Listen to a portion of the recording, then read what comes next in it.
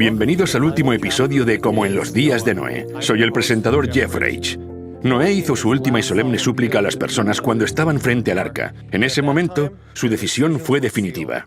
Desde 1844, el mensaje de Noé ha sido repetido por el mensaje de los tres ángeles y continuará extendiéndose a medida que nos acercamos al llamamiento final. No queda mucho tiempo antes de que la crisis de la marca de la bestia estalle en la tierra, y esto hará que todos tengamos que tomar una decisión, la de aceptar o rechazar la invitación a entrar en el arca del pacto eterno.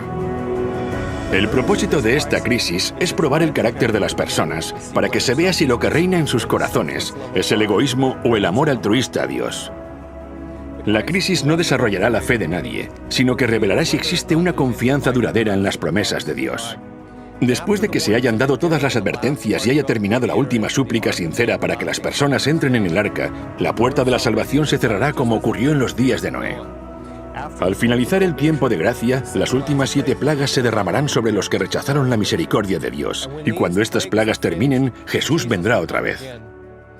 La segunda venida de Cristo es la culminación de la esperanza de los cristianos, pero pocos saben cómo prepararse. Jesús no volverá esta vez con la débil apariencia humana. Vendrá con el poder y la gloria de Dios como fuego consumidor. El día del Señor llegará como un ladrón en la noche, en la que los cielos pasarán con gran estruendo y los elementos ardiendo serán deshechos, en el cual los cielos encendiéndose serán deshechos. Fuego irá delante de él y abrasará a sus enemigos alrededor. Los montes se derritieron como cera delante de Jehová, delante del Señor de toda la tierra.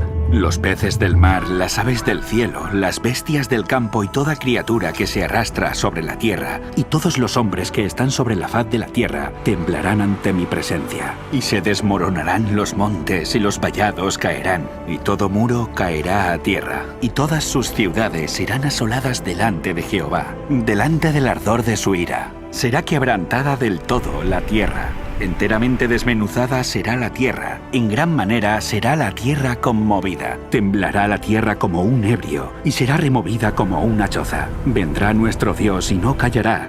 Fuego consumirá delante de él, y tempestad poderosa le rodeará. Los montes tiemblan delante de él, y los collados se derriten. La tierra se conmueve en su presencia, y el mundo, y todos los que en él habitan. ¿Cuál es nuestra esperanza? ¿No lo sois vosotros delante de nuestro Señor Jesucristo en su venida? El propósito del mensaje de los tres ángeles es prepararnos para que podamos estar delante de la presencia de Jesús cuando Él regrese, y el mensaje del tercer ángel hace un llamamiento solemne a aquellos que no están preparados. Será atormentado con fuego y azufre delante de los santos ángeles y delante del Cordero. En realidad, es una invitación, no solo a salir de Babilonia, sino que es una invitación a entrar en la presencia de Dios. No se trata solo de evitar el diluvio, sino de entrar en el arca.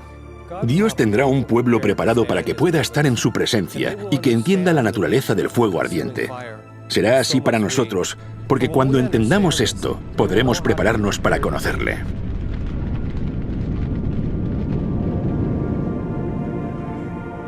La presencia de Dios. Cuando uno piensa en el reino de los cielos, cuando uno piensa en el trono de Dios, la Biblia dice en Daniel 7 que su trono es como llama de fuego y sus ruedas fuego ardiente. Si uno lee cómo comenzó todo, la caída de Lucifer, la Biblia dice que se paseaba en medio de las piedras de fuego. En Hebreos la Biblia dice que sus ángeles son ministros de llama de fuego. Aquellos que sean redimidos, un día estarán sobre el mar de cristal mezclado con fuego. Jeremías dice, tu palabra en mi corazón se convierte en un fuego ardiente metido en mis huesos. También la Biblia nos dice, en Deuteronomio 33, la ley de fuego a su mano derecha. Si miramos solamente lo que dice la Biblia, vemos que Dios es un fuego ardiente. Daniel dice, un río de fuego procedía y salía de delante de él. Encontramos que Dios es un ser de fuego. Así que Dios es fuego. Lo que encontramos en la Biblia es que el cielo está lleno de fuego. La mayor parte de la gente, cuando piensa en un lugar de fuego, lo que le viene a la mente es el infierno. ¿Por qué Dios se manifiesta como fuego? ¿Por qué está rodeado de tanto fuego? En el Cantar de los Cantares de Salomón, la Biblia nos dice que el amor es como el fuego. Porque fuerte es como la muerte el amor, duros como el Seol los celos, sus brasas, brasas de fuego, fuerte llama. Las muchas aguas no podrán apagar el amor, ni lo ahogarán los ríos. El fuego es un símbolo de amor. Así que no es que Dios quiera asustar a la gente, ni asustarnos a nosotros, sino que se manifiesta como fuego porque en el cielo el fuego es el símbolo del amor. Dios quiere que podamos habitar en su presencia, pero como hemos pecado, ese fuego nos da miedo. El pecado es un material combustible. El pecado no puede existir frente a un Dios santo. Si nos presentamos ante Dios con nuestra condición pecaminosa, seríamos consumidos en un instante. Así que el objetivo final es: ¿cómo puedo conseguir que el hombre vuelva a estar en mi presencia sin que sea destruido, sin que sea consumido? De principio a fin, la Biblia cuenta la historia de un padre en los cielos que ha sido separado de sus hijos y desea reunirse con ellos. Hay una ilustración que nos muestra mejor que ninguna otra cómo Dios nos preparará para que podamos hablar con Él. Esto es a través del santuario, y es el verdadero motivo por el que fue dado. Y harán un santuario para mí, y habitaré en medio de ellos. El propósito del santuario era instruir a los hombres sobre cómo generar un carácter donde Dios pueda habitar. Dios quiere habitar con su pueblo, pero no puede hacerlo mientras se aferre al pecado. Si abandonas tu pecado y lo pones sobre el único que puede eliminar tu pecado, entonces puedes continuar viviendo porque Dios no quiere destruir al ser humano. Él destruye el pecado. Dios no pretende en ningún caso destruirnos, quiere destruir el pecado, no a nosotros. Y el santuario es el plan de Dios y su forma de acabar con el pecado. Él separa el pecado del individuo y puede centrarse en destruir el pecado. Este es el propósito. Cuando el pueblo de Israel fue liberado de la esclavitud de Egipto, aparece el plan del santuario que les conduce a la libertad y les prepara para entrar en la tierra prometida. Moisés ordena al pueblo de Israel que sacrifiquen un cordero. Esto apunta al altar del sacrificio. Después de que el pueblo de Israel sacrificara el cordero, llegaron al Mar Rojo. Pablo nos dice en 1 Corintios 10 que esto representa el bautismo. Esto recuerda la fuente de agua, la siguiente pieza del santuario. Todos pasaron el mar, y todos en Moisés fueron bautizados en la nube y en el mar. Debemos ser bautizados en su espíritu, debemos ser limpiados. El bautismo es un símbolo de un nuevo nacimiento. Después de que cruzaran el Mar Rojo, Dios hace llover maná del cielo, que nos recuerda a la mesa de los panes de la proposición, la palabra de Dios. Dios ahora les dice: y vosotros me seréis un reino de sacerdotes y gente santa. El candelabro de 7 brazos es un símbolo del pueblo de Dios. También te di por luz de las gentes, para que seas mi salvación hasta los confines de la tierra. En Éxodo 19, Dios instruye a Moisés para que le diga al pueblo de Israel que deben tener 3 días de preparación. Tenían que estar orando, suplicando, preparando sus corazones, lo que nos recuerda al altar del incienso, la oración. En Éxodo 20, Dios desciende y les da los 10 mandamientos. Así que ahora tenemos que la ley de Dios ha sido dada y tenemos su presencia. Podríamos decir que el pueblo de Israel, en esencia, está contemplando el lugar santísimo. Por eso vemos cierta semejanza entre el santuario y la salida del pueblo de Israel de la esclavitud a la presencia de Dios. Incluso queda representado en cómo el pueblo de Israel pasa de la esclavitud a la presencia de Dios. La tierra tembló.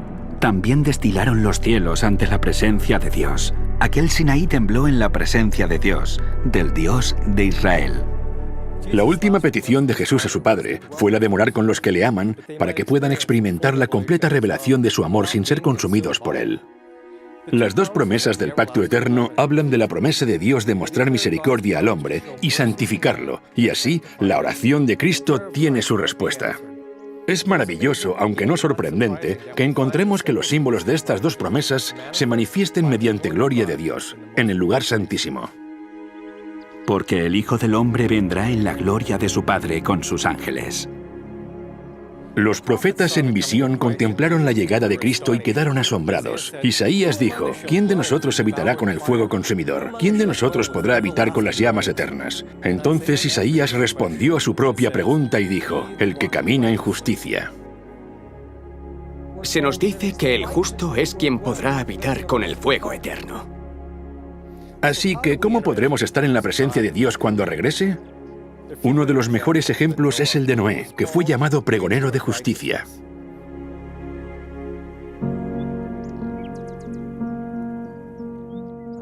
La idea de entrar en la presencia de Dios se encuentra en la historia de Noé, porque Noé y su familia entraron en la presencia de Dios cuando por fe entraron en el arca. Y el Señor dijo a Noé, ven tú y toda tu familia al arca. Cuando Dios dijo, ven, era una invitación para que Noé fuera al mismo lugar donde Dios se encontraba. Según este versículo, Dios estaba en el arca. Dios estaba invitando a Noé a que entrase en su presencia.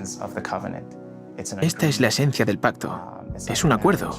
Es como un matrimonio. Tú y yo vamos a vivir juntos. Y esto, en nuestros días, es lo mismo que el pacto. Es Dios queriendo que estemos en su presencia.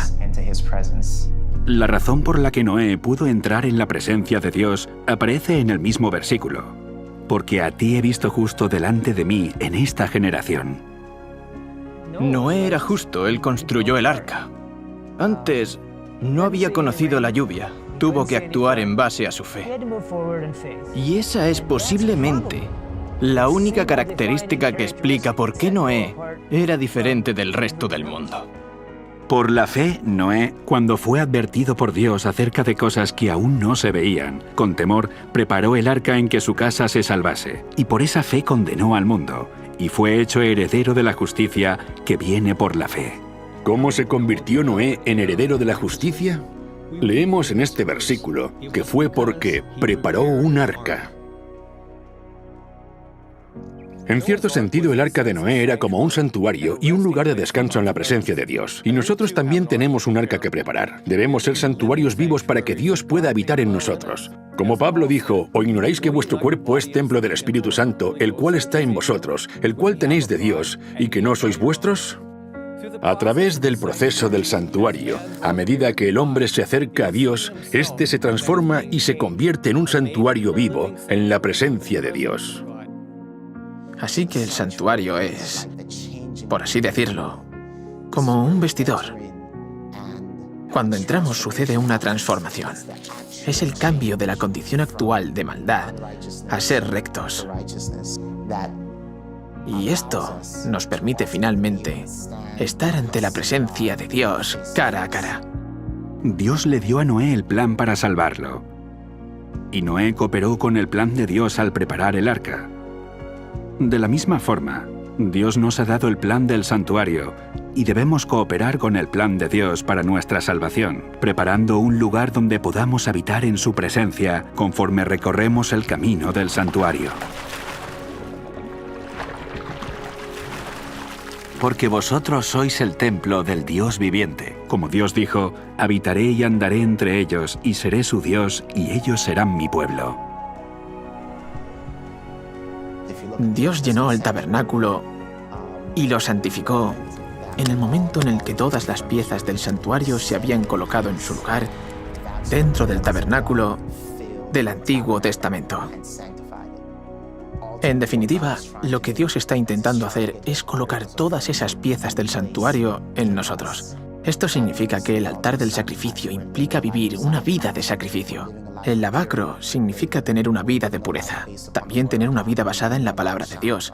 Tener el candelabro de 7 brazos es dejar que nuestra luz brille. Estamos intercediendo, estamos orando, estamos en comunión con Dios y guardando su ley. Así que cuando Dios tenga un pueblo que tenga todas las piezas del santuario en orden y en funcionamiento, Jesús volverá a vivir dentro de esos santuarios, tanto en el sentido espiritual como en el sentido más literal. Su presencia nos santificará cuando seguimos su plan para nuestra santificación.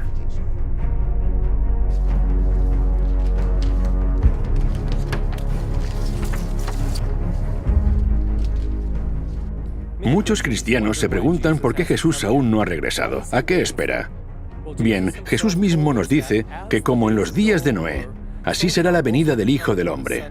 Así que podemos hacernos la pregunta, ¿a qué esperaba Dios en los tiempos de Noé antes de enviar el diluvio? Pedro dice, cuando Dios esperaba con paciencia en los tiempos de Noé mientras se construía el arca. Dios esperó a que se construyera el arca para enviar el diluvio, y hoy Jesús espera por la misma razón. No espera a que las grandes multitudes que hay en la tierra se hundan más aún en el pecado. Espera a los pocos que se rendirán totalmente a Él, para que estén preparados y puedan ser instrumentos vivos, listos para alojar la presencia de Dios.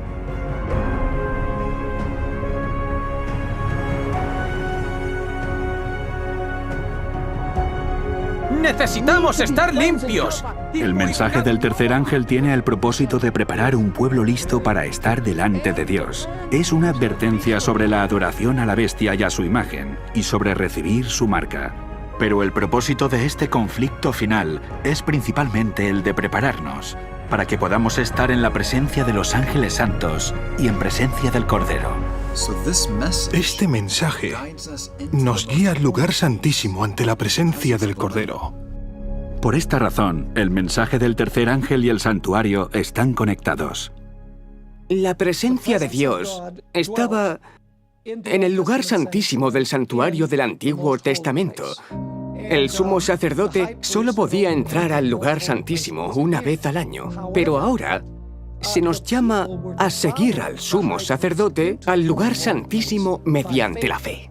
Así que, hermanos, mediante la sangre de Jesús, tenemos plena libertad para entrar en el lugar santísimo. Hebreos 10:19 habla de entrar en el lugar santísimo mediante la fe. Y para los cristianos este ha sido un concepto muy difícil de entender. Primero, porque muchos no saben que existe un santuario en el cielo. Pero cuando entienden este concepto, no saben exactamente qué significa. El lugar santísimo del santuario celestial contenía los 10 mandamientos, y en el centro de los 10 mandamientos está el sábado, que es la clave para guardar el resto de los mandamientos. Este es un detalle muy importante, porque el mensaje del tercer ángel habla sobre los que reciben la marca de la bestia. Así que el mandamiento del sábado conecta claramente en el mensaje del tercer ángel con el santuario, porque el mensaje del tercer ángel aborda la cuestión del sábado o domingo, y el lugar santísimo es por supuesto donde se encuentra la ley, y en el centro de la ley está el sábado. Cuando vemos la relación entre el mensaje del tercer ángel en Apocalipsis 14 y el lugar santísimo, logramos entender qué es lo que va a suceder con los justos y qué es lo que ocurrirá con los malvados. Aquellos que rechacen el mensaje de los 3 ángeles, y en particular aquellos que adoren a la bestia y a su imagen y reciban su marca, sufrirán el castigo por fuego. Eso es lo que dice el mensaje del tercer ángel. No podrán soportar la presencia del fuego, sino que serán consumidos por el fuego. Y será atormentado con fuego y azufre, en presencia de los santos ángeles y en presencia del Cordero. Pablo hace una advertencia acerca del mensaje del tercer ángel en 2 de Tesalonicenses. Y a vosotros que sois atribulados, daros reposo con nosotros, cuando se manifieste el Señor Jesús desde el cielo, con los ángeles de su poder, en llama de fuego, para dar retribución a los que no conocieron a Dios, ni obedecen al Evangelio de nuestro Señor Jesucristo, los cuales sufrirán pena de eterna perdición, excluidos de la presencia del Señor y de la gloria de su poder. En este versículo, la declaración afirmativa que nos muestra cómo prepararnos para el momento cuando el Señor Jesús sea revelado, aparece en la orden, daros reposo con nosotros.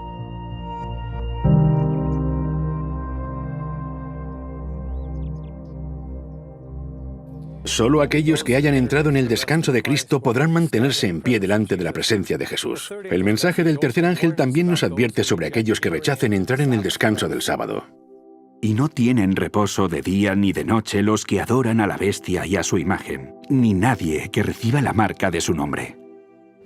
El mensaje del tercer ángel es de hecho una advertencia a la gente para que no reciba la marca de la bestia, que no observen el falso día de adoración, sino que guarden el sábado, que es el sello de Dios, en honor del gran Creador y en honor del Redentor. Cuando el ángel vuela, está señalando al santuario de los cielos. ¿Por qué? Porque ¿cómo evitamos la marca de la bestia? Entrando por la fe en el lugar santísimo. En Salmos 91, David escribe acerca de los que han entrado al lugar santísimo cuando dice: No te sobrevendrá mal, ni plaga tocará tu morada. Pues a sus ángeles mandará cerca de ti, que te guarden en todos tus caminos. Cuando las últimas 7 plagas hayan caído, aquellos que hayan entrado en el lugar santo mediante la fe, no recibirán las plagas y serán protegidos por ángeles santos. ¿Por qué? Porque David dice en el versículo 1, «El que habita al abrigo del Altísimo morará a la sombra del Omnipotente». La Biblia también revela la ubicación de este lugar secreto. Porque en el día de la aflicción, Él me resguardará en su morada, al amparo de su tabernáculo me esconderá. Es en el tabernáculo o santuario donde Dios tiene un refugio para su pueblo. ¿Y dónde está ese lugar secreto en el santuario? De nuevo David escribe esto: En el secreto de tu presencia los esconderás. El lugar secreto es una referencia al lugar santísimo, en el santuario de Dios, que es donde habita la presencia de Dios. Aquellos que han entrado por fe al lugar santísimo y se someten a su ley, se someten a su voluntad, son los que entran en el refugio del Altísimo.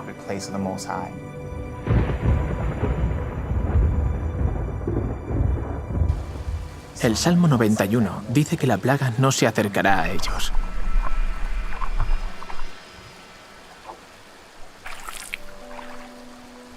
Así que es muy significativo ver que en el tiempo del fin, cuando ocurran estas plagas, los que escapen de ellas son aquellos que habiten en el lugar secreto. Aquellos que por la fe hayan entrado al lugar santísimo, que acepten la ley de Dios, que acepten su sábado. Es así como podrán habitar en su presencia.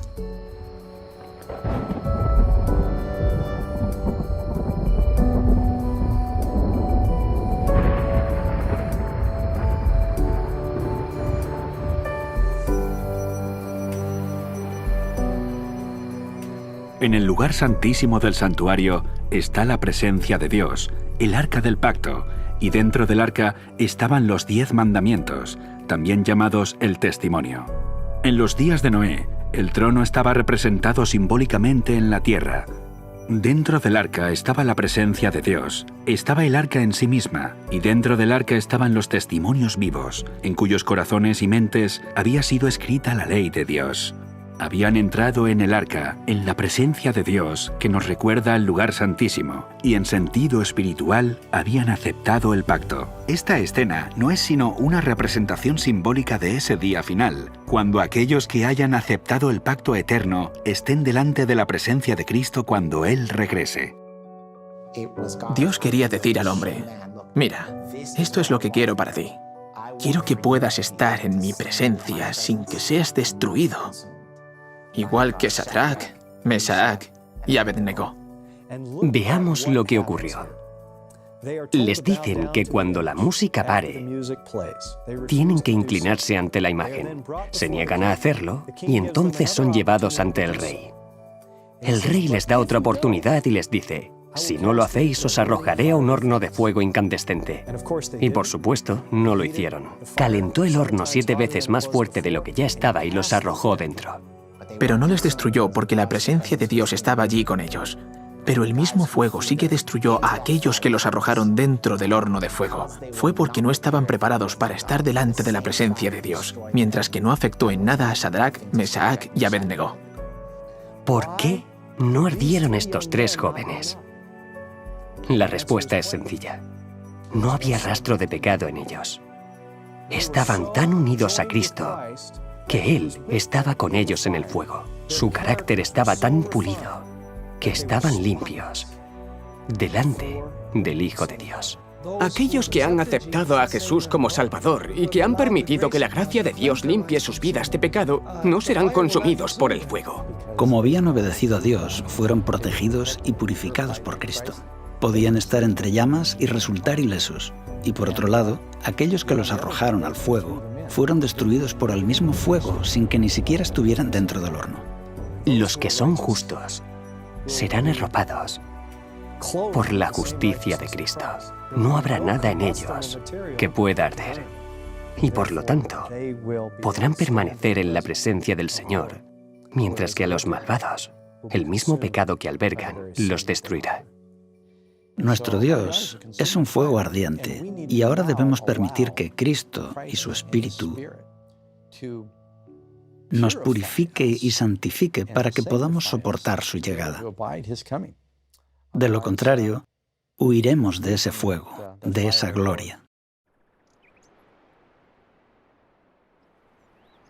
El fuego destinado a destruir a esos hombres se convirtió para ellos en un arca de refugio, porque la presencia del Hijo de Dios estaba con ellos. Esta es una lección para todos nosotros sobre la naturaleza de la segunda venida de Cristo. Al mismo tiempo que la gloria de su presencia destruirá a los malvados, para los justos será un arca de fuego.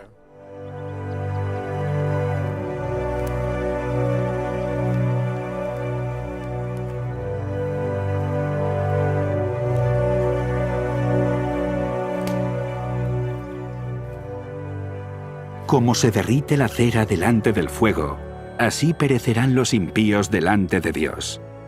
Mas los justos se alegrarán, se regocijarán ante Dios y saltarán de alegría. El mensaje de los 3 ángeles nos señala la importancia de ser rectos, de tener a Dios dentro de nosotros. Es lo que nos prepara para estar en su presencia.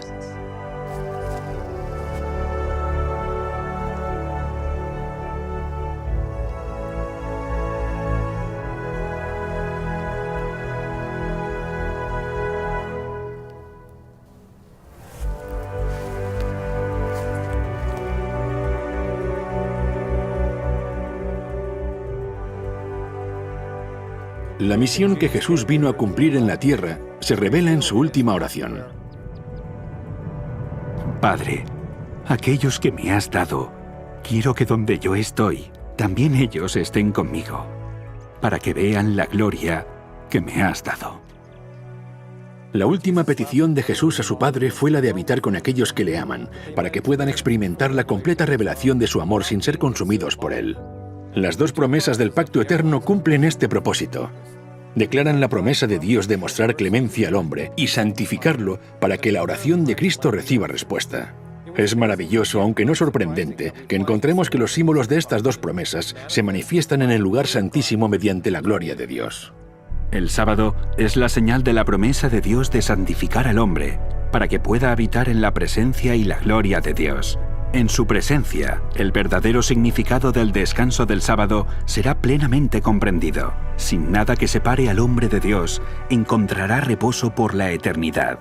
No habrá más tristeza, no habrá más dolor, ni enfermedad, ni sufrimiento. En tu presencia hay plenitud de gozo, dijo David. En la presencia de Dios, el hombre encontrará el verdadero significado del descanso del sábado. Por lo tanto, es en la manifestación de la presencia de Dios en el lugar santísimo donde vemos representado el simbolismo y la importancia del sábado. Esto, unido a la manifestación del fuego ardiente, es donde Ezequiel vio la señal de la promesa de misericordia, y vi apariencia como de bronce refulgente, como apariencia de fuego dentro de ella en derredor, desde el aspecto de sus lomos para arriba, y desde sus lomos para abajo vi que parecía como fuego, y que tenía resplandor alrededor.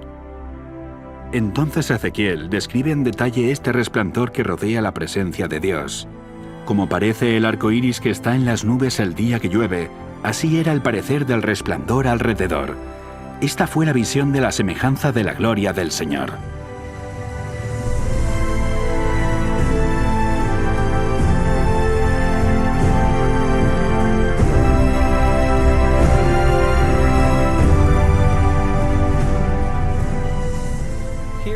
Aquí, en la manifestación de la presencia de Dios, se representan las señales de las promesas por medio de las cuales el hombre se prepara para morar en su presencia.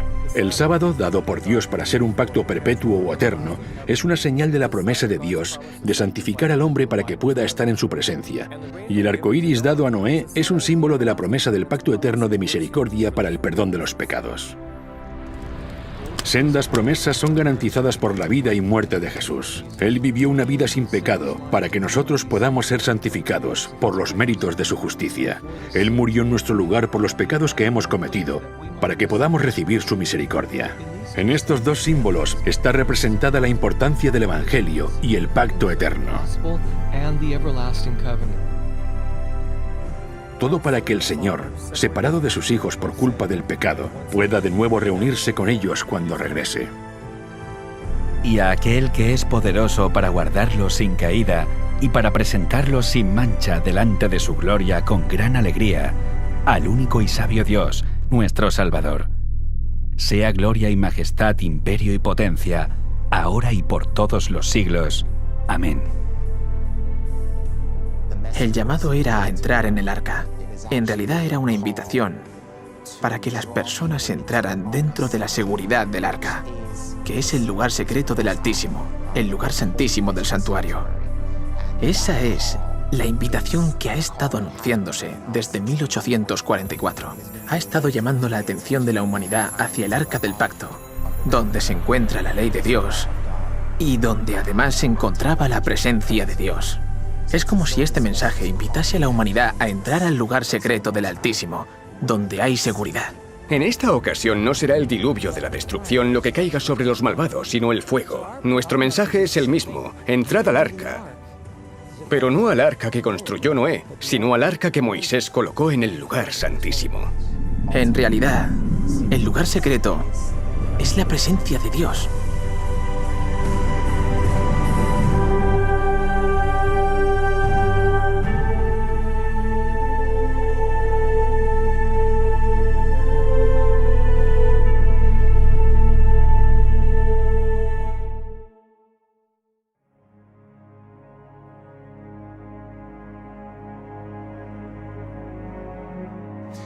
La Biblia dice que cuando Cristo regrese de nuevo, cuando Cristo vuelva por segunda vez, esta tierra quedará en un estado inhabitable a causa del fuego y la presencia de Dios.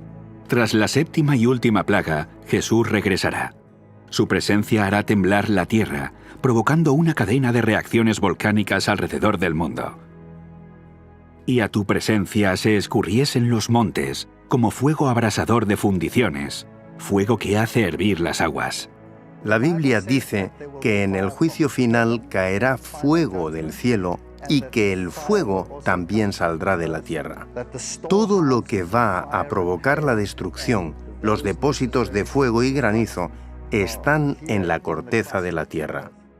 En los días del diluvio, ciudades, personas, animales y bosques inmensos fueron sepultados y después se han convertido en carbón y petróleo. Estos elementos que están bajo la superficie de la Tierra son altamente inflamables. Cuando las rocas se calientan, si entran en contacto con el agua, el calor intenso provoca terremotos, volcanes y grandes grietas en la corteza terrestre. Esto hará que el mundo prediluviano, que fue sepultado por el agua en las profundidades de la tierra, salga a la luz y se emplee en la destrucción del mundo por el fuego. Imaginemos el monte Santa Elena, multiplicado por 100, por 1000. Sabemos que ahora mismo están teniendo lugar erupciones volcánicas masivas. En la destrucción final habrá catástrofes a una escala que no nos podemos imaginar. En el tiempo de Noé, el agua cayó del cielo y el agua surgió de las profundidades de la tierra. En el tiempo del fin, el fuego será usado de la misma forma. Los rayos que caían del cielo se unirán con el fuego de la tierra y arderán las montañas como un horno y expulsarán terroríficos ríos de lava, cubriendo jardines y campos, pueblos y ciudades. La tierra colapsará. Por todas partes habrá espantosos terremotos y erupciones. Isaías 24, versículo 5, dice el porqué de todo esto. Y la tierra se contaminó bajo sus moradores, porque traspasaron las leyes, falsearon el derecho y quebrantaron el pacto sempiterno. Por esta causa, la maldición consumió la tierra, y sus moradores fueron asolados.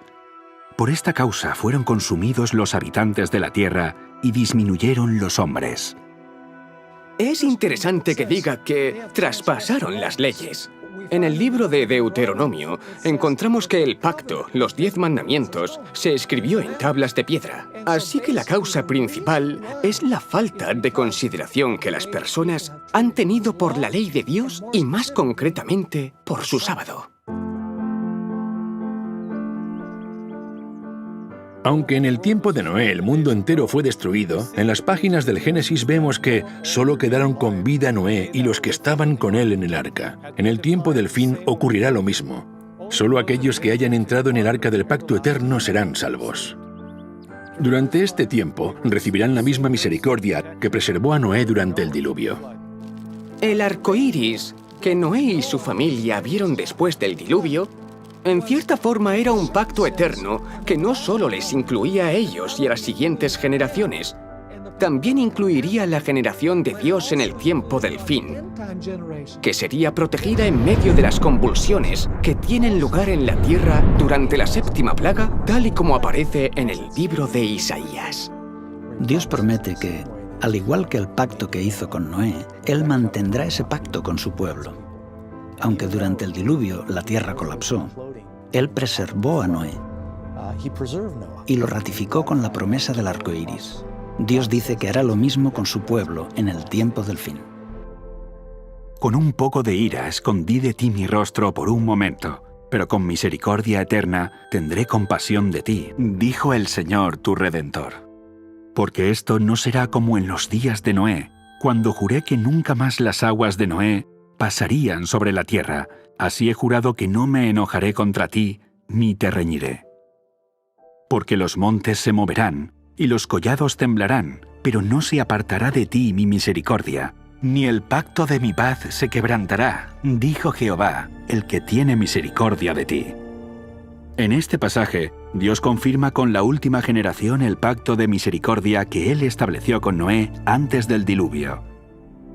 El arco iris era, y aún es, la señal y el símbolo de la promesa de misericordia hecha por Dios, porque Isaías dice que esta promesa se extendía a todos los habitantes de la tierra, cuando los montes se moverán y los collados temblarán. En el libro de Apocalipsis vemos que se describe este mismo acontecimiento en el capítulo 16, donde leemos: «Toda isla huyó y los montes no fueron hallados». En este capítulo podemos ver que este acontecimiento ocurre cuando el 7º ángel envía la 7ª y última plaga. El arco iris, que era una señal de la promesa de misericordia hecha por Dios a Noé, también es una señal de la misericordia durante las 7 últimas plagas. El arco iris del pacto eterno es tanto una promesa de misericordia para preservarnos durante la destrucción del mundo por el fuego, como lo fue para preservar a Noé durante la destrucción del mundo por el agua. Si uno ha estado en medio del océano durante una gran tormenta, sabe lo aterrador que es. Aún así, Noé fue protegido en medio de esta increíble adversidad. Y saber que Dios protegió a Noé en ese momento nos recuerda que Él puede también protegernos durante la tormenta que está por venir.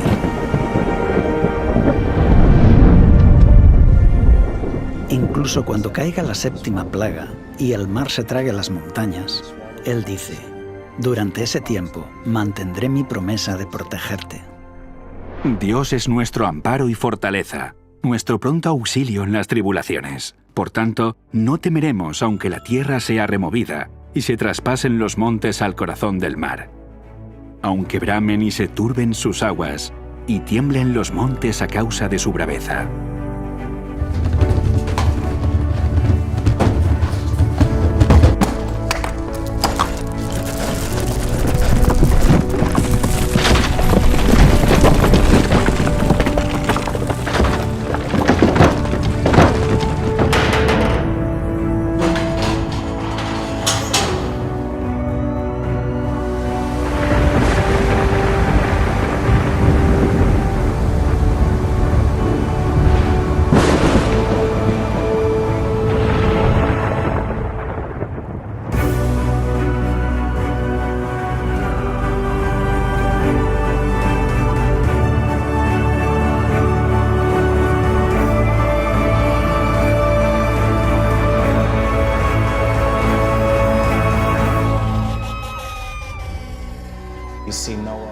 Vemos que el pacto hecho con Noé marca el paso de un mundo antiguo a un mundo nuevo. Esto es lo que Dios quiere hacer con nosotros. El pacto está diseñado para que pasemos de un mundo viejo a un mundo nuevo. Aunque el primer mundo fue destruido por el agua, la segunda vez el mundo será destruido por el fuego. Pedro nos insta a que busquemos un nuevo cielo y una nueva tierra, lo que significa que sobreviviremos a la destrucción. Vamos a sobrevivir al fuego. En el libro de Isaías, Dios dice que creará cielos nuevos y una nueva tierra. Todo lo que le sucedió a Noé y lo que sucederá en los últimos días es para que podamos regresar al Edén. Quiere restituir el paraíso para el hombre y la pureza al universo. De acuerdo al libro de Apocalipsis, la tierra nueva será un lugar donde no habrá más lágrimas, ni más llanto, ni más pecado, ni muerte, ni sufrimiento. En otras palabras, todo será perfecto. El mundo volverá a la condición que tenía antes de pecar. No habrá más espinas, ni más muerte. No habrá nada en la naturaleza que refleje nada impuro, ni nada que se deteriore o muera. El clima será perfecto. No habrá dolor, ni sufrimiento, ni pena. Y así la tierra será en todo el reflejo de la verdadera gloria y el carácter de Dios. Y oí una gran voz del cielo que decía: He aquí el tabernáculo de Dios con los hombres, y Él morará con ellos, y ellos serán su pueblo, y Dios mismo estará con ellos y será su Dios. Su santuario estará con nosotros. Dios vivirá con nosotros. Vemos que Apocalipsis dice que no hay templo. Ya no hay más necesidad de una pila bautismal. Ya no hay más necesidad de un altar de incienso, de la mesa de los panes de la proposición, las velas, ni de ninguna de todas estas cosas, porque todo ha sido restaurado. Ese era el propósito del santuario, que Dios pudiera habitar en medio de su pueblo.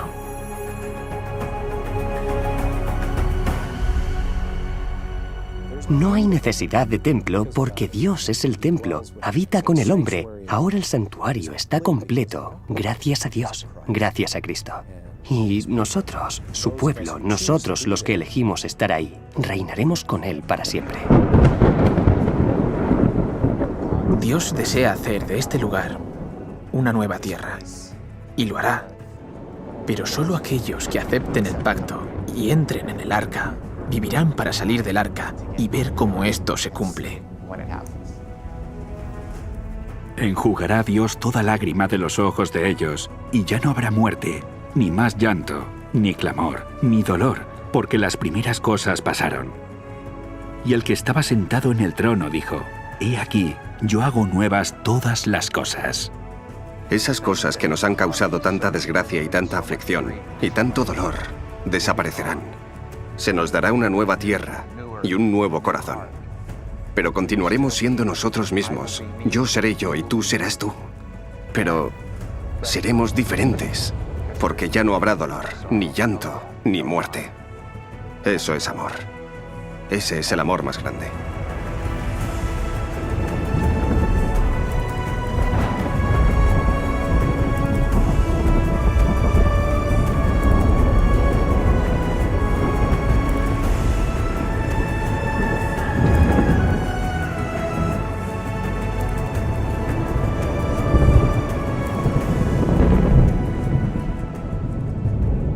Podemos retroceder por esta línea de tiempo y ver cómo la profecía bíblica predijo cada evento, desde la historia de Noé y el diluvio, la profecía de las 70 semanas que anunciaba el sacrificio de Cristo, la corrupción y la restauración del santuario, y los acontecimientos que ahora estamos viviendo.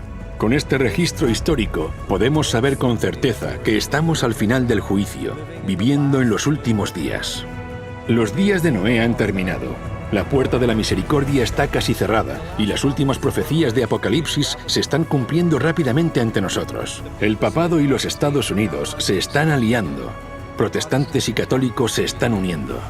La bendición de comer y beber y vivir en matrimonio está siendo pervertida por millones y legitimada por los sistemas judiciales. Las libertades religiosas están siendo atacadas y revocadas, y el Papa y los miembros del Congreso están allanando el camino para que el domingo deba guardarse por ley, como un medio para frenar los males de la inmoralidad de la sociedad. Jesús va a llegar muy, muy pronto. ¿Estás preparado para encontrarte con tu Dios? Volvemos ahora a la noticia del día. Un terrible misterio desconcierta al mundo entero. Pájaros, peces y todo tipo de animales están apareciendo muertos en grandes cantidades y sin razón aparente. Los pájaros caían del cielo. Docenas de ballenas enormes están muertas a las costas de Alaska. En Sanibel, equipos de personas van a bordo de barcos recogiendo cientos de miles de peces muertos, tortugas y otros. Intentan aclarar un misterio al nordeste de Nuevo México. Más de 100 ciervos fueron hallados muertos en un rancho a unos 30 kilómetros al norte de Las Vegas. 8.000 palomas muertas en Italia, cientos de pájaros muertos en Rockwell, Texas, 500 tordos sargento en Luisiana, 100 pájaros en Suecia, 3.000 tordos sargento muertos en Arkansas, varios cientos en Kentucky. En las últimas 2 semanas han muerto varios cientos de peces pargos en Nueva Zelanda, miles de peces muertos en Florida, 40.000 cangrejos en Reino Unido, 80.000 corvinas en Arkansas, 2 millones de peces Leiostomus y corvinas en Maryland. Los científicos se dan prisa en investigar qué es lo que ha causado estas muertes en masa. Solo quiero saber por qué. Jehová contiende con los moradores de la tierra, porque no hay verdad ni misericordia ni conocimiento de Dios en la tierra. Por eso la tierra está de luto y desfallecen todos sus habitantes. Por eso mueren las bestias del campo, las aves del cielo y aún los peces del mar perecen. Es terrible. Un gran tsunami golpeó el noreste de Japón, lanzando una ola de 4 metros tierra adentro. En Indonesia, esto es tras el horrible terremoto del viernes y el desastroso tsunami que siguió al terremoto. Si yo estuviera dentro del arca y mirase fuera y viera a mi hijo o mi hija fuera, me desgarraría el corazón. ¿Qué les podría decir? ¿Qué mensaje podría darles? Entonces habrá señales en el sol, en la luna y en las estrellas, y en la tierra angustia de las gentes, confundidas a causa del bramido del mar y de las olas. La costa del Pacífico de Japón. El tsunami, ese enorme tsunami, puede verse golpeando la provincia de Miyagi en el norte de Japón y la ciudad de Sendai. Esta es una de las temporadas de huracanes más devastadoras de la historia.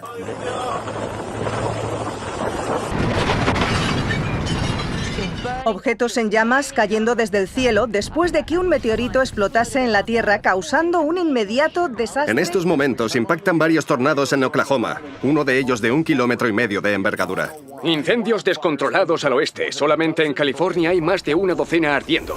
Probablemente habrá gran agitación financiera en el mundo, desastres naturales y mucho miedo. La gente acudirá a las iglesias. La amenaza existencial de nuestra era, la crisis climática. Una crisis que se hace evidente en los desastres naturales de proporciones épicas. La crisis ecológica es en esencia un problema espiritual. La encíclica Laudato Si es el documento papal más importante sobre el medio ambiente que ha existido nunca. Consume menos, compra menos. Tenemos que reflexionar sobre nuestro estilo de vida. Creo que es importante el hecho de que esté hablando de este tema con empresarios del petróleo de BP y otras compañías. Se reclama una nueva moralidad medioambiental. La encíclica se basa en una sencilla premisa. ¿Qué tipo de mundo queremos dejar a nuestros hijos? Recientemente ha concluido que el calentamiento global es un problema moral. Ante un problema frente al que los activistas encuentran indiferencia, en el que se duda de los científicos y se ignoran los organismos internacionales, al menos el Papa desde el Vaticano está consiguiendo llamar la atención, como si se tratara de una estrella del rock. He quedado muy impresionado por el Papa Francisco. Debemos introducir principios morales en nuestra economía. Protestantes y católicos están uniendo sus fuerzas. Secretario General de la Iglesia Reformada de América asistió a una iglesia presbiteriana en los Estados Unidos. De Estados Únicos, el presidente de la Convención Nacional Bautista, superintendente general de la Iglesia Internacional de Santidad Pentecostal, presidente de la Asociación Nacional de Evangélicos, Sir Bernard Senior, presidente del Consejo de Iglesias de la ciudad de Nueva York. Viajó a Suecia para encontrarse con el presidente de la Federación Luterana Mundial. Ambos firmaron una declaración donde se comprometen a mejorar las relaciones entre católicos y luteranos. Porque en 1999, la Iglesia Católica y la Iglesia Luterana firmaron un acuerdo que llevó al fin de la protesta. Firmada en 1999, la declaración puso fin a uno de los asuntos más importantes que separaron a los católicos y luteranos desde la Reforma. Con el acuerdo, ambas partes reconocen que la fe no es lo único que lleva a la salvación, sino que las obras también son necesarias. Esto puso fin a la protesta de Lutero. Hermanos y hermanas, la protesta de Lutero ha terminado. ¿Y la vuestra? Si ya no hay protesta, ¿cómo puede haber una iglesia protestante?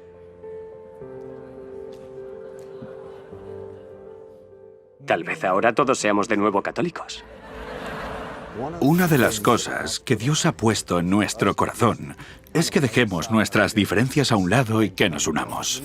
Y luego se habla de los pentecostales, carismáticos, evangélicos, fundamentalistas, católicos, metodistas, bautistas, presbiterianos y etcétera, etcétera. Bien, todos dirían, nosotros creemos en la Trinidad, creemos en la Biblia, creemos en la resurrección, creemos que la salvación es a través de Jesucristo. Estos son los temas importantes. Pero lo más importante es que si amas a Jesús, todos estaremos en el mismo equipo. Los líderes protestantes se unirán con el Estado y formarán una imagen para la bestia. Cuando uno mira a los ojos a Benedicto XVI, ¿qué ve? A Dios. Yo creo en una América donde la separación entre la Iglesia y el Estado es absoluta. Donde ningún prelado católico le diría al presidente, si fuera católico, cómo actuar. Y ningún ministro protestante le diría a sus feligreses a quién votar. Como sabrás, ese discurso ha sido leído por millones de americanos. ¿Por qué no estás de acuerdo con él? Porque la primera línea importante del discurso dice: creo en una América donde la separación de la Iglesia y el Estado es total. Yo no creo en una América donde la separación de la Iglesia y el Estado es total. Hablemos de Dios y de la Constitución. Oh, me parece bien. El gobernador Mike Hook había ayer. Adelante. En esta contienda tengo oponentes que no quieren cambiar la Constitución, pero yo creo que es mucho más fácil cambiar la Constitución de lo que costaría cambiar la palabra de Dios viviente. Y eso es lo que tenemos que hacer, modificar la Constitución para que cumpla los estándares de Dios, antes que cambiar los estándares de Dios para que se ajusten a la forma en la que nos relacionamos unos con otros y dentro de la familia. Cuando la América protestante haga esto, entonces habrá formado la imagen de la El bestia. gobierno estará junto a los católicos americanos para promover los valores que todos compartimos como cristianos y americanos. La separación entre la Iglesia y el Estado no está en la Constitución, no está en la Declaración. Deberíamos ejercer una influencia sobre las artes y el entretenimiento, sobre los medios de comunicación, los deportes, sobre la educación, sobre el gobierno. Aumentar la libertad religiosa, reduciendo las restricciones sobre las iglesias a las que ahora les estaría permitido ser políticamente activas. El presidente hizo hoy unas declaraciones en el despacho oval, rodeado de líderes religiosos evangélicos y miembros de grupos religiosos. Firmó una proclamación que establece el domingo como día de oración para aquellos... Nuestra herencia cristiana será amada, protegida, defendida, como nunca antes se ha visto. El poder político presionará con el fin de usar el poder militar y policial para perseguir a los que creen en la verdad bíblica. Anuncio cuál será nuestro siguiente paso. Crear un cuerpo especial para la libertad religiosa. Está claro que este cuerpo especial no se ocupará de la libertad religiosa de todos. Algunos críticos incluso lo están llamando un guiño al nacionalismo cristiano. Más de 80 importantes representantes del gobierno se unirán para promover la libertad religiosa. Son algunas de las personas más poderosas del país y ahora han hecho historia al reunirse en la Casa Blanca como parte del gabinete de estudio de la Biblia del presidente. Así que, ¿qué hay detrás de este despertar espiritual en la Casa Blanca? En las últimas elecciones, el 80% de los cristianos evangélicos blancos votaron a Donald Trump. Esto le ha conferido un enorme apoyo y tienen un gran poder político para influir en la política gubernamental. El consejero evangélico del presidente Trump asegura que Dios le ha dado la autoridad para sacar al dictador norcoreano Kim Jong-un. El pastor Jeffers cita una parte del texto bíblico de Romanos 13 que dice: pues es servidor de Dios, vengador, para castigar al que hace lo malo. Especialmente Romanos 13 le da al presidente Trump la autoridad moral para usar la fuerza que sea necesaria. ¿Es este el presidente más evangélico que ha visto? Sí, por supuesto, no creo que haya ningún otro. Y pedirán la intervención del Estado, y la gente obedecerá por miedo. Estamos erosionando lentamente la religión cada vez que se nos presenta la oportunidad. Posiblemente necesitaríamos debatir un proyecto de ley que requiera que cada americano vaya a la iglesia de su elección el domingo. Y que ninguno pudiese comprar ni vender, sino el que tuviese la marca. ha sufrido una pérdida de unos 37 puntos, así que las acciones de Apple se están viendo afectadas. Las bolsas cayendo entre un 3 y un 4,5% en todos estos mercados. Cuéntanos sobre la velocidad con la que se está deteriorando este mercado. 676 puntos menos. Ha sido el peor día en Wall Street desde la crisis de 1987. Algunos las llaman las ideas radicales de la Iglesia Católica para solucionar la crisis económica mundial. El Papa Benedicto XVI está llamando a un nuevo orden financiero mundial. En la tercera encíclica de su pontificado, Benedicto denuncia el ansia de lucro que domina en la economía globalizada y lamenta que la codicia haya traído la peor recesión desde la Gran Depresión. El Vaticano ha dicho que la desigualdad económica en todo el mundo es muy peligrosa. Que la economía global debe estar basada en un comportamiento ético y que los sistemas financieros deben trabajar para lograr el bien común universal. El Vaticano propone el establecimiento de un Banco Mundial Central. Una propuesta para crear una nueva autoridad financiera que incluya un Banco Mundial Central y un nuevo impuesto sobre transacciones financieras internacionales. Este jueves, el Papa Francisco instó a los oprimidos a cambiar el orden económico mundial. La situación de la economía en todo el mundo es complicada. No solo en Estados Unidos, lo es en todas partes. Y creo que tienen que haber muchos cambios en las políticas y el Papa claramente tiene una opinión al respecto. ¿Existe la posibilidad de que haya una nueva moneda mundial que sustituya al dólar? La crisis de la deuda en Grecia hace caer en picado el mercado de valores. Sería una medida real que frenaría el declive del poder americano en la esfera mundial. Así que lo que necesitamos hacer ahora es crear un nuevo orden mundial. La cuestión del sábado se convertirá en algo muy importante en el mundo. Háblenos del día de descanso. ¿Qué significa? Dejando a un lado la religión, lo que significa para usted. Una de las propuestas, la propuesta política que está de alguna manera asociada al descanso semanal, es que como sociedad tenemos derecho a tomar control sobre nuestro tiempo y como sociedad democrática queremos recuperar algunas de las normativas sobre lo que se puede y no se puede hacer un día de la semana. Y tal vez queramos empezar pensando en formas de animar a la gente a que no trabaje durante ese día. La Iglesia Adventista es una denominación cristiana y una de las cosas en las que creemos es en la observancia del sábado. Así que desde pequeño fui educado para guardar el sábado. Comienza la puesta del sol del viernes hasta la puesta del sol del sábado, tal y como se menciona en los 10 mandamientos. Acuérdate del día de reposo para santificarlo. Debo confesar que en mi primer encuentro con Devon he aprendido algo. Todos estos años pensé que el día de descanso era el domingo. Cuando voy a la iglesia y decimos, guarda el día de descanso, guarda el día de descanso en la iglesia bautista, tú me has corregido y me has dicho, no, el domingo es el primer día de la semana. El día de descanso, Sabbat, es el viernes al anochecer, al sábado al anochecer. Así es. Corrígeme si me equivoco. El día de descanso es el sábado porque en 6 días Dios creó el mundo y en el séptimo día descansó. Con el tiempo algunos cristianos lo cambiaron, convirtieron el primer día de la semana en el día de descanso porque ese era el día en el que a Jesús le ocurrieron ciertos acontecimientos importantes. Constantino fue el que cambió el día de descanso del sábado al domingo. En ninguna parte de la Biblia encontramos evidencias de que nadie, excepto Dios, puede hacer ese cambio. ¿La verdadera libertad es trabajar el domingo? Lo que dice es que trabajar el domingo, el duro trabajo que la gente hace durante el fin de semana, tiene un impacto negativo en sus vidas. La ley dominical. La Biblia dice que este tipo de leyes se aprobarán. Se las llama las leyes azules. Son un indicador de que se acerca el fin del tiempo de gracia. Está muy cerca. Aún hay estados que conservan leyes azules en su legislación. Son las leyes que restringen lo que se puede comprar el domingo. Está basado en un concepto cristiano traído a este país hace siglos, en la época colonial. Y aquel que no cumpla estas leyes civiles, que están instigadas por la Iglesia, será perseguido.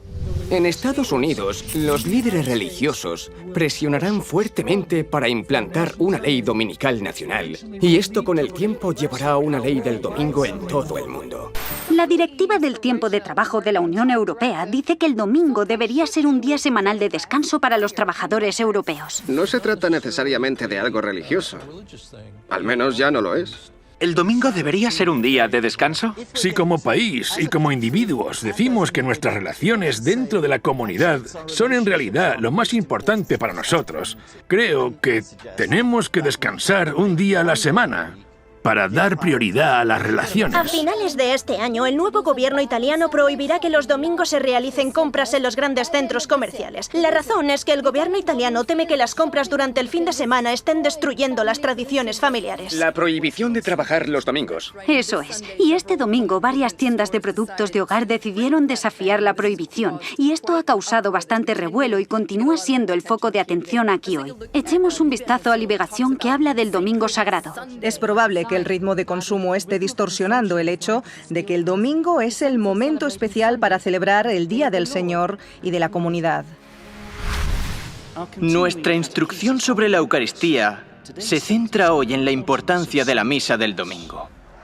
Como cristianos, celebramos la Eucaristía para encontrar al Señor, escuchar su palabra, comer en su mesa y a través de su gracia poder cumplir nuestra misión en este mundo como miembros de su cuerpo místico, la Iglesia.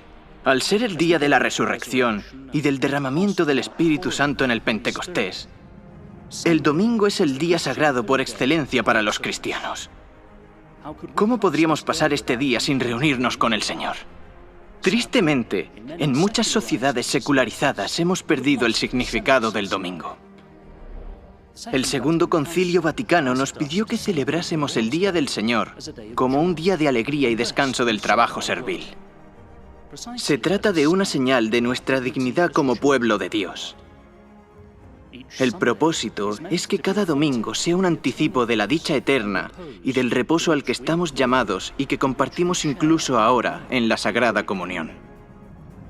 En realidad, vamos a misa no para darle algo a Dios, sino para recibir de Él la gracia y la fuerza para seguir creyendo en su palabra. El mensaje del tercer ángel habla de reconciliarnos con Cristo, para que así evitemos el castigo de los malvados. Esta es la razón por la que Juan en Apocalipsis 14:12 termina diciendo: aquí está la paciencia de los santos, los que guardan ¿qué? Los que guardan los mandamientos de Dios y la fe de Jesús.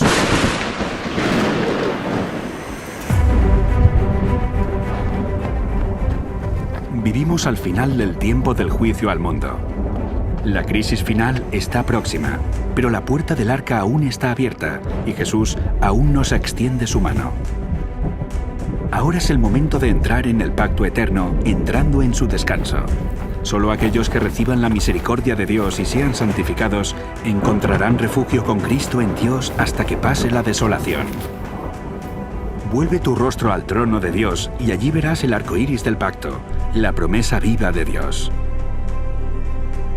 Quien se apropia de las provisiones de misericordia que han sido hechas y se apodera de los méritos de la vida y la muerte de Cristo, tiene en el arco iris de la promesa la bendita seguridad de la aceptación del Padre mientras exista el trono de Dios.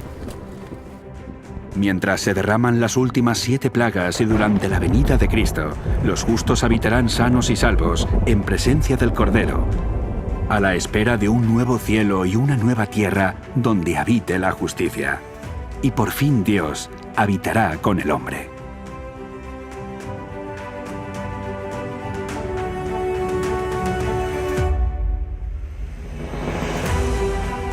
Los días de Noé hacen referencia al momento en que comenzó a proclamarse el mensaje de advertencia sobre el juicio que estaba por venir. En el tiempo del fin, el mensaje del primer ángel anuncia: la hora de su juicio ha llegado. Noé predicó el Evangelio eterno, y en el tiempo del fin, el mensaje del primer ángel proclama también el Evangelio eterno. Noé tenía un mensaje para el mundo, y el mensaje de los 3 ángeles en el tiempo del fin está también dirigido a todos los que habitan en la tierra, a toda nación, tribu, lengua y pueblo. Noé invitó a que la gente renunciara a sus ídolos y a sus falsos sistemas de adoración. En el tiempo del fin, el mensaje del segundo ángel anuncia la caída de Babilonia, exponiendo su sistema falso de culto y sus pecados, y anuncian la súplica de Dios. Salid de ella, pueblo mío, para que no seáis partícipes de sus pecados, ni recibáis parte de sus plagas. En los días de Noé, las personas pasaron una prueba para ver quién confiaría las promesas del pacto eterno y entraría dentro del arca. Ahora, en el tiempo del fin, el mensaje del tercer ángel nos advierte de la prueba que está por llegar y manifestará quiénes confiaron en las promesas del pacto eterno y entraron en el descanso del sábado. Noé era pregonero de la justicia, por la fe un heredero de la justicia, lo que le preparó para entrar en la presencia de Dios. Y de la misma forma, el mensaje del tercer ángel y la crisis de la marca de la bestia revelarán también quiénes se prepararon para habitar en la presencia de los ángeles santos y en la presencia del Cordero. El arca de Noé fue como un santuario para Noé y su familia. Nos recuerda el lugar santísimo, donde encontramos la presencia de Dios, el arca y dentro del arca, el pacto de los 10 mandamientos.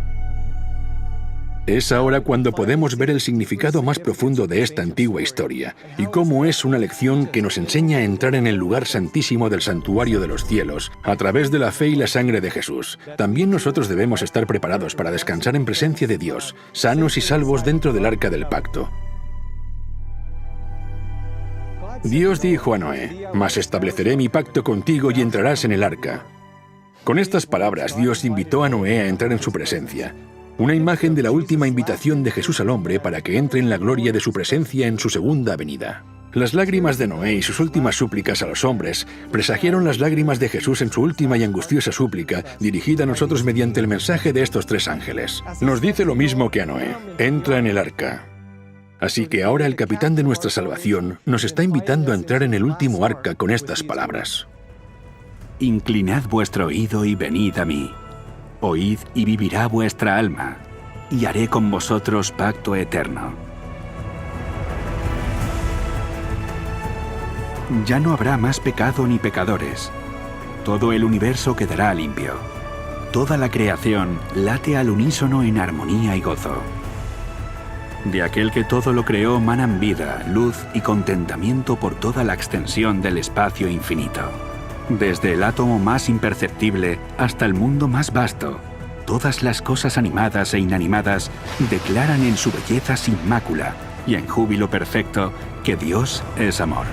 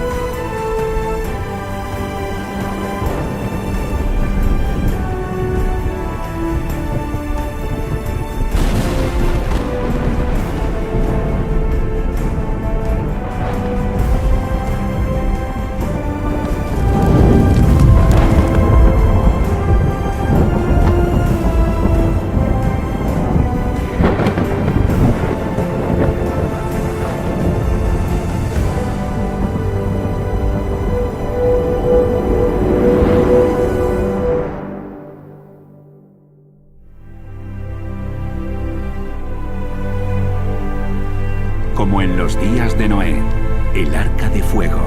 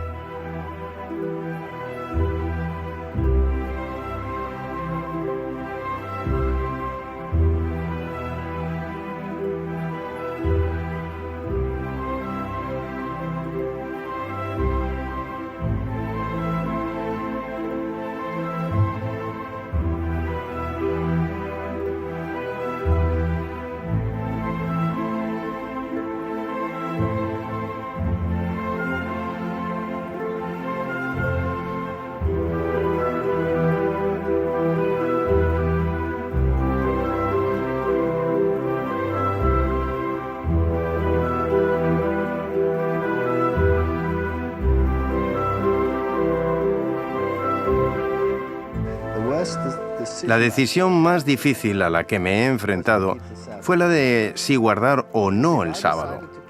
Porque si decidía guardar el sábado, eso significaba que tenía que abandonar toda mi filosofía del mundo. Perdí familia y amigos por ello, prácticamente a todos, pero gané otros nuevos. Oro por mis antiguas amistades y espero que un día vean el camino. Esta decisión tiene sus consecuencias, pero la Biblia dice que si no estás dispuesto a dejar incluso a padre, madre, esposa, amigo por Jesucristo, entonces no eres digno de Él. Cuando conocí por primera vez este mensaje, era escéptico con todas las religiones. Escéptico con la Biblia. La veía como un libro que tan solo había sido escrito por hombres. Y cuando conocí el mensaje profético, no pude encontrar ningún error. Y me atemorizaba, porque pensaba que no podía existir nada que fuera la verdad absoluta. Me aterrorizaba, porque sabía que si esto era cierto, necesitaría hacer cambios en mi vida. En ese momento, yo era un artista de hip hop. Me iba de gira, tenía un contrato para sacar 8 álbumes. No podía imaginar una vida mejor. Así que al enfrentarme cara a cara con el mensaje de los 3 ángeles, tuve que tomar una decisión. El primer ángel dice, esta es la verdad. El segundo ángel dice, este es el error. Y el tercer ángel dice, elige. Y yo vi la verdad. La comprendí. Vi el error. Lo comprendí. Y dije, bien, debo tomar una decisión. No tengo otra opción.